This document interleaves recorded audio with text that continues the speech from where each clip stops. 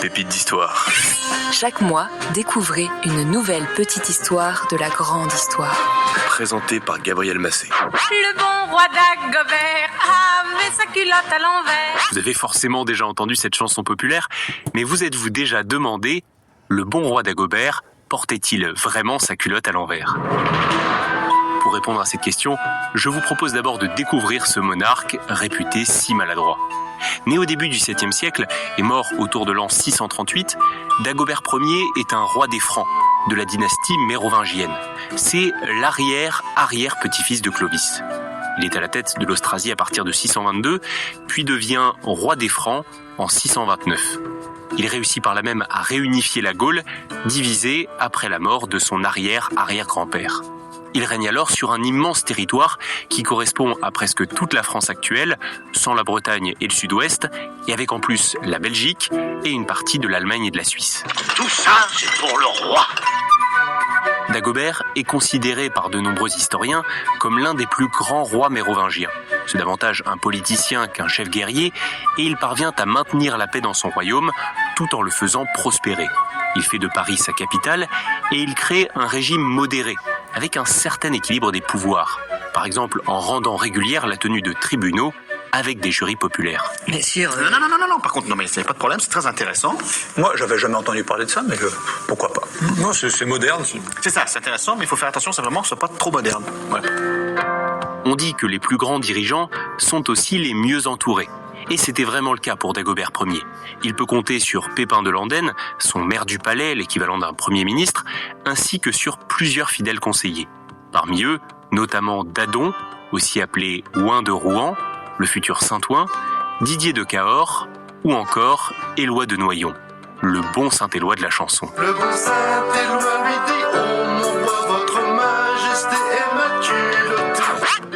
Éloi, ancien orfèvre, a été nommé ministre des Finances par Dagobert. Il a eu l'ingénieuse idée de centraliser la frappe des monnaies pour lutter contre les fraudes. S'il est entouré d'hommes qui seront plus tard canonisés par l'Église catholique, Dagobert, en revanche, ne mène pas une vie particulièrement exemplaire. Sans rentrer dans les détails, il a eu de très nombreuses concubines. Après Gonatrude, épousée en 626 et répudiée 4 ans plus tard, il a connu Nantilde, Ragnetrude, Ulfonde, Wulféconde ou encore Berthilde. Dans des chroniques attribuées à Frédéguerre, il est écrit que Dagobert était enflammé, je cite, de sales désirs, et qu'il est impossible de citer les noms de toutes ses amantes. Bougre de gros cochon. Pour en revenir à la chanson, on peut se demander s'il y a un rapport entre les nombreuses femmes avec qui Dagobert a partagé son lit et cette histoire de culotte à l'envers. Eh bien, très probablement pas.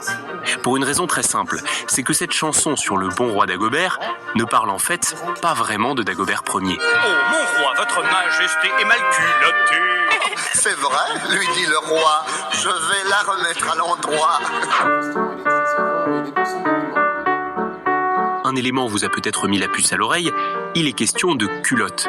Il ne s'agit pas ici bien sûr du sous-vêtement féminin, mais de cette sorte de pantacourt, symbole de la haute société lors de l'Ancien Régime. Ceux qui n'en portaient pas se sont d'ailleurs fait appeler les sans-culottes. Et ce n'était évidemment pas au 7e siècle, mais plus d'un millénaire plus tard, au 18e siècle. Cette chanson a en fait été écrite peu de temps avant la Révolution française. Et derrière ce roi Dagobert, décrit comme bon, mais étourdi et maladroit, c'est de Louis XVI dont il est question. Les auteurs de cette chanson, en faisant référence à un roi lointain, contournaient ainsi le risque de censure. Ah, les idiots. C'est malin, hein. Peu à peu, au même titre que Frère Jacques, Cadet Roussel ou Au clair de la lune, cette chanson « Le bon roi Dagobert » est devenue un incontournable du répertoire traditionnel français.